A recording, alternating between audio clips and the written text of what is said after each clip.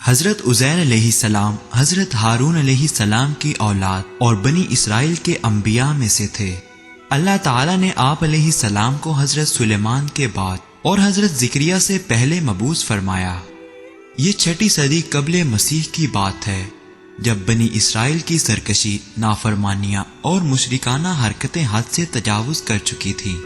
ہر طرف ظلم و جبر، فساد اور لوٹ مار کا بازار گرم تھا۔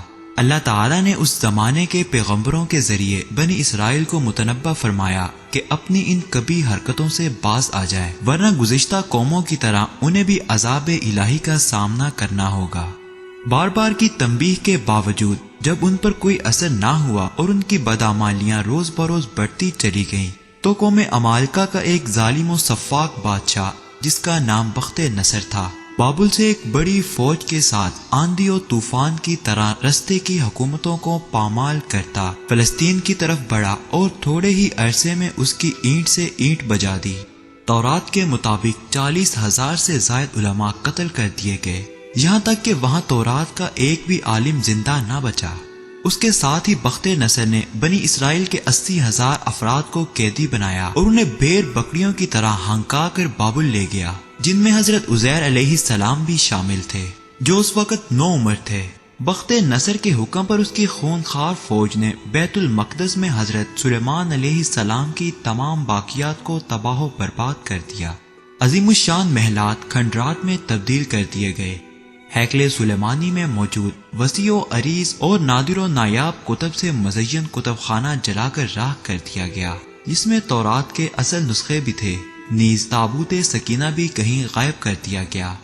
تورات کے مطابق اللہ تعالیٰ نے اس ظالم و جابر بادشاہ پر عذاب نازل کیا اور اس کی شکل مسخ کر دی۔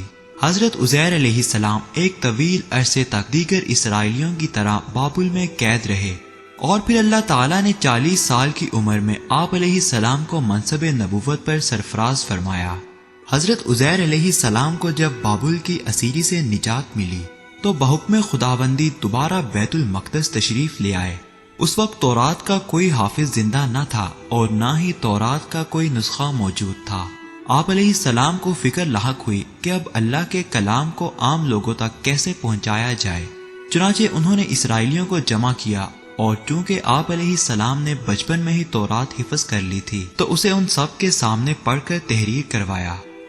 جب وہ اس اہم کام سے فارغ ہوئے تو بنی اسرائیل نے انتہائی مسرت کا اظہار کیا اور ان کے قلوب میں آپ علیہ السلام کی قدر و منزلت بڑھ گئی، لیکن پھر وقت کے ساتھ ساتھ ان کی یہ محبت و عقیدت غلف اور گمراہی میں بدل گئی، یہاں تک کہ بنی اسرائیل نے حضرت عزیر علیہ السلام کو اللہ کا بیٹا کہنا شروع کر دیا، جس کے بارے میں اللہ رب العزت نے قرآن کریم میں ارشاد فرمایا، اور یہود کہتے ہیں کہ عزیر اللہ کے بیٹے ہیں اور عیسائی کہتے ہیں کہ مسیح اللہ کے بیٹے ہیں، یہ ان کے منہ کی باتیں ہیں۔ پہلے کافر بھی اسی طرح کی باتیں کہا کرتے تھے، یہ بھی انہی کی ریس کرنے لگے ہیں، اللہ انہیں ہلاک کرے، یہ کہاں بھٹکتے پھر رہے ہیں۔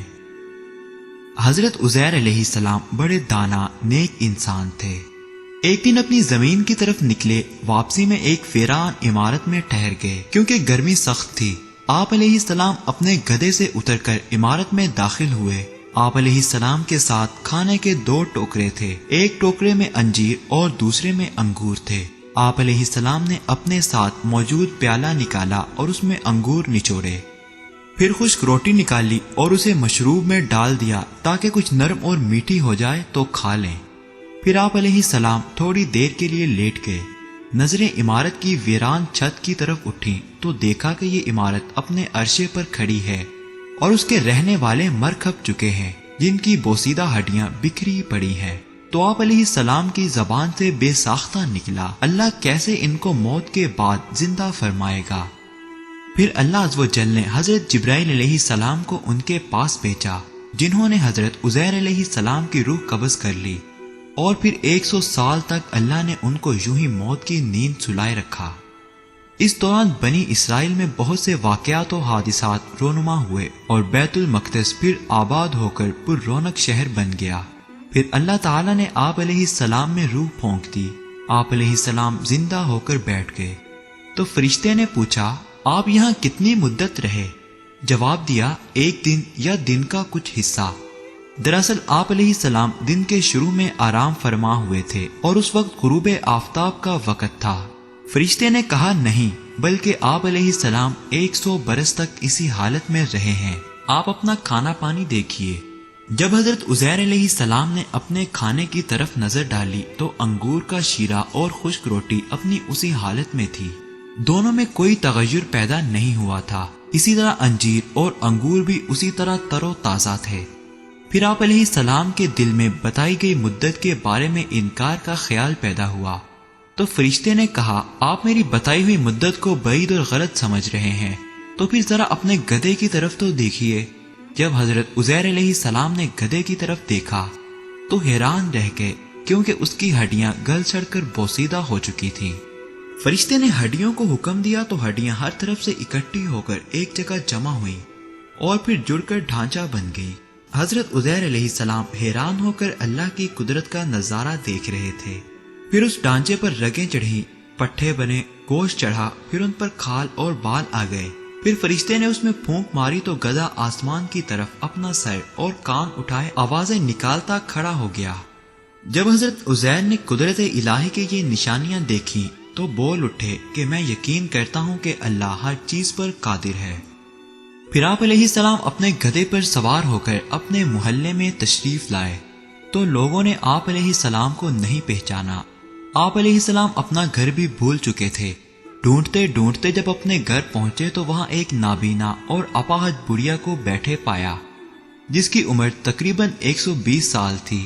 وہ وہاں کے رہائشیوں کی والدہ تھی۔ جس وقت آپ علیہ السلام گھر سے نکلے تھے اس وقت وہ 20 سال کی جوان لڑکی تھی اور آپ علیہ السلام سے خوب اچھی طرح واقف تھی۔ حضرت عزیر علیہ السلام نے اس بڑھیا سے پوچھا کیا یہ عزیر کا گھر ہے؟ تو بڑھیا نے حیران ہو کر کہا جی ہاں۔ پھر بڑھیا کی آنکھوں سے آنسو جاری ہو گئے اور بولی میں نے ایک عرصے سے کسی کے منہ سے عزیر کا ذکر نہیں سنا، اب تو لوگ بھی ان کو بھول چکے ہیں۔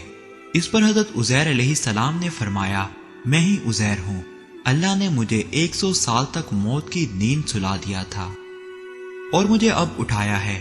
بڑھیا نے کہا سبحان اللہ، بے شک عزیر علیہ السلام کو ہم سے بچھڑے 100 سال ہو چکے ہیں اور کسی سے ان کے متعلق ہم نے کچھ سنا بھی نہیں، لیکن آپ علیہ السلام کیسے عزیر ہو سکتے ہیں؟